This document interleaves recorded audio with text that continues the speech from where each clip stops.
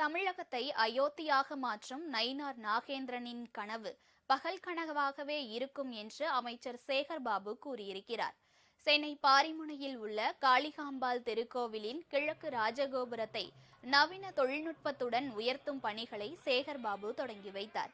பின்னர் செய்தியாளர்களிடம் பேசிய அவர், திருப்பரங்குன்றத்தை அயோத்தியை போன்று மாற்றுவோம் என்று சொல்வது பகல் கனவாகவே இருக்கும் என்றார். திருப்பரங்குன்றம் விவகாரத்தில் அதிமுக அந்தர்பல்டி அடித்திருப்பதாகவும் அவர் குற்றம் சாட்டினார்.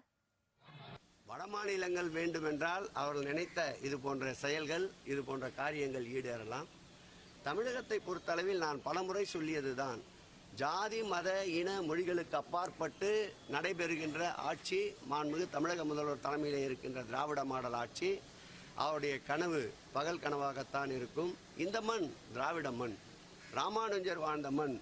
ஆகவே இங்கே மத ஒற்றுமை, மத நல்லிணக்கம் பேணி காக்கப்படும். இது போன்ற செயல்களுக்கு நிச்சயம் தமிழக மக்கள் அனுமதிக்க மாட்டார்கள். அறநிலையத்துறை சார்பில் மாநிலம் முழுவதும் உள்ள 25 கோவில்களின் ராஜகோபுரங்கள் நவீன தொழில்நுட்பத்துடன் உயர்த்தப்படும் என்று சேகர் பாபு தெரிவித்தார்.